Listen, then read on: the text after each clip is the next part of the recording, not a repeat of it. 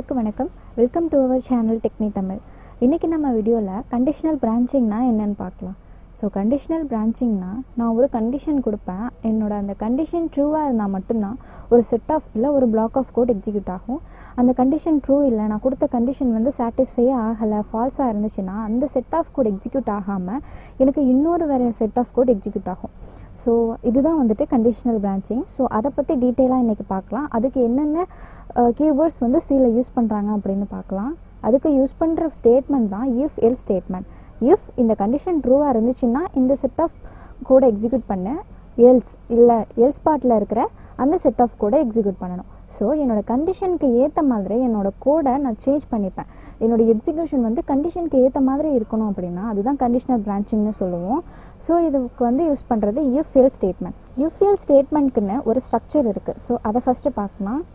அதை ஃபஸ்ட்டு நான் கமெண்டில் கொடுக்குறேன். இஃப் கீவேர்ட் யூஸ் பண்ணணும். அதுக்குள்ளே ஒரு நம்மளுக்கு என்ன கண்டிஷன் வேணுமோ அந்த கண்டிஷனை எழுதிடணும். க்ளோஸ் பண்ணிவிட்டு ப்ராக்கெட்டை கர்லி பிரேஸ் ஓப்பன் பண்ணி கர்லி பிரேஸை க்ளோஸ் பண்ணணும். இதுக்கு இடையில் நான் எவ்வளோ செட் ஆஃப் கோட் வேணாலும் எழுதிக்கலாம். இந்த கர்லி பிரேஸை ஸ்டார்ட் ஆகிறதுக்கும் எண்ட் ஆகிறதுக்கும் நடுவில் இருக்கிறத ஒரு பிளாக் ஆஃப் கோட் அப்படின்னு சொல்லுவோம். ஸோ அதுக்காக தான் அந்த கர்லி பிரேஸஸ் யூஸ் பண்ணுறாங்க. இப்போ இங்கே கூட open curly braces in main ஃபங்க்ஷனில் ஓப்பன் ஒரு கர்லி பிரேசஸ் இருக்குது. நான் அதை லாஸ்ட்டாக எண்ட் பண்ணியிருக்கேன். அப்படின்னா மெயின் ஃபங்க்ஷன் அப்படிங்கிறது இங்கே ஸ்டார்ட் ஆகி இது வரைக்கும் எண்ட் ஆகுது, இது ஒரு பிளாக் ஆஃப் கோட் அப்படிங்கிறத நான் ஸ்பெசிஃபை பண்ணுறதுக்காக கர்லி பிரேசஸ் யூஸ் பண்ணுவாங்க.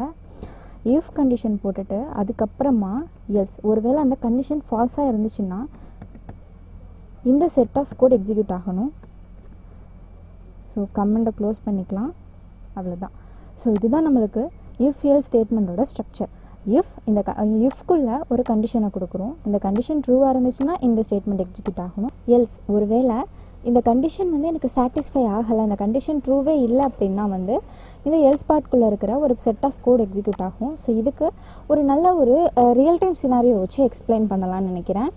நம்ம எல்லாருக்குமே தெரியும் ஓட் போடுறதுக்கான ஏஜ் 18+. 18க்கு மேலே இருக்கிறவங்க ஓட் போடலாம், 18க்கு மைனஸில் இருக்கிறவங்க ஓட் போடக்கூடாது. ஸோ நான் என்னோடய ஏஜ், ஒரு யூசர் அவரோட ஏஜை கொடுக்குறாரு, அவர் ஓட் போடுறதுக்கு எலிஜிபிளாக இல்லையா, ஒருவேளை அவரோட age greater than or equal to 18 இருந்துச்சுன்னா அவர் எலிஜிபிள், அப்படி இல்லைன்னா அவர் நாட் எலிஜிபிள். இதை எனக்கு எப்படி பிரிண்ட் பண்ணுறது? அவரோட ஏஜை வாங்கிட்டு அவர் ஓட் போடுறதுக்கு எலிஜிபிளாக இல்லையா அப்படிங்கிறத நான் எப்படி பிரிண்ட் பண்ணுறது அப்படின்னு பார்க்கலாம். ஸோ அதுக்கு ஃபஸ்ட்டு இன்ட்டுன்னு ஒரு டேட்டா டைப்பில் ஏஜ் அப்படின்னு ஒரு வேரியபிளை டிக்ளேர் பண்ணிக்கிறேன். அதை யூசர் கிட்டேருந்து வாங்கணும் இல்லையா. ஸோ அதுக்காக print of enter your age. So இது அப்படியே பிரிண்ட் ஆகும் ஸ்க்ரீனில். நெக்ஸ்ட்டு ஸ்கேனர் ஃபங்க்ஷன் யூஸ் பண்ணி யூசர்கிட்டேருந்து நம்ம டேட்டாவை வாங்கலாம். ஆம்பர்சன் ஏஜை வாங்கிடுறோம். அவர் கொடுக்குற நம்பரை ஏஜில் சேவ் பண்ணியாச்சு. ஸோ இப்போ என்ன பண்ணணும்னா இப்போ தான் நம்ம இஃப் எல்ஸ் ஸ்டேட்மெண்ட்டை யூஸ் பண்ண போகிறோம். இஃப்குள்ளே ஒரு கண்டிஷன் நான் கொடுப்பேன். அதுக்கப்புறமா எனக்கு ஒரு செட் ஆஃப் கோடு இருக்கும். அதுக்கப்புறமா எல்ஸ் பார்ட், ஒருவேளை அந்த கண்டிஷன் ட்ரூவாக இல்லைன்னா அப்படிங்கிறப்ப இந்த பார்ட் எக்ஸிக்யூட் ஆகும். ஸோ இப்போ நான் என்ன கண்டிஷன் கொடுக்கணும்? அவரோட age greater than or equal to 18னா அவர் எலிஜிபிள். ஸோ இதுதான் என்னோட கண்டிஷன். நம்ம முன்னாடியே ரிலேஷனல் ஆப்ரேட்டர்ஸ் பற்றி பார்த்துருப்போம். ஸோ இது என்ன எனக்கு ரிட்டர்ன் பண்ணுன்னா, ஒருவேளை age greater than or equal to 18 இருந்துச்சுன்னா ட்ரூ, அதாவது 1 அப்படிங்கிற ஒரு வேல்யூவை எனக்கு ரிட்டர்ன் பண்ணும். இல்லைன்னா ஃபால்ஸ் அப்படின்னு ரிட்டர்ன் பண்ணும். இந்த இஃப் ஸ்டேட்மெண்ட் என்ன பண்ணணும்னா, இஃப் இந்த கண்டிஷனுக்குள்ளே இருக்கிறது நமக்கு ட்ரூ, அதாவது 1ன்னு ரிட்டர்ன் பண்ணுதா அப்படின்னு பார்க்கும். 1ன்னு ரிட்டர்ன் பண்ணால் மட்டும்தான் இங்கே நான் போட போகிற கோடை அது எக்ஸிக்யூட் பண்ணும். இங்கே என்ன கோட் போடலாம்? ஒருவேளை அவங்க greater than or equal to 18 ஏஜாக இருந்துச்சுன்னா நான் உங்களுக்கு என்ன பிரிண்ட் பண்ணி காட்டணும்? எலிஜிபிள், ஓட் போடுறதுக்கு எலிஜிபிள் அப்படின்னு காட்டுவேன். எல்ஸ் ஒருவேளை அவர் greater than or equal to 18 ஏஜாக இல்லை அப்படிங்கிறப்ப print of not eligible.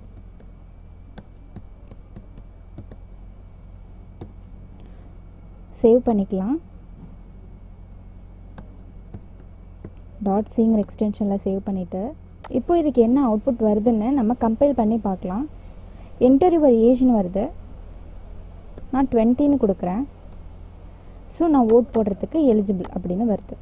So இதுவே என்டர் யுவர் ஏஜ், ஒருவேளை 17ன்னு கொடுக்கலாம், நாட் எலிஜிபிள். 17 இருக்கவங்க நாட் எலிஜிபிள். ஒருவேளை கரெக்டான ஏஜ் 18, இப்போ நெக்ஸ்ட் இன்னொரு தடவை பார்க்கலாம். என்டர் யுவர் ஏஜ் 18, எலிஜிபிள் தான். ஸோ எலிஜிபிள் அப்படின்னு பிரிண்ட் ஆகுது. ஸோ இவ்வளோ தான் இஃப் எல்ஸ். நான் நெக்ஸ்ட்டு வேறு ஒரு எக்ஸாம்பிளோட எக்ஸ்பிளைன் பண்ணுறேன். யுவர் மார்க், ஒரு ஸ்டூடெண்ட்டார மார்க்கை வாங்குகிறோம். அதை மார்க்குன்னு ஒரு வேரியபிளில் ஸ்டோர் பண்ணிக்கலாம்.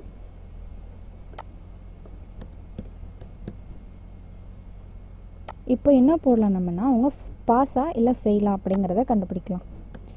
Mark greater than or equal to 50னா அவங்க பாஸ். ஒருவேளை மார்க்கு 50 விட கம்மியாக இருந்துச்சுன்னா ஃபெயில் அப்படின்னு சொல்லலாம். ஸோ இதை இப்போ ரன் பண்ணலாம்.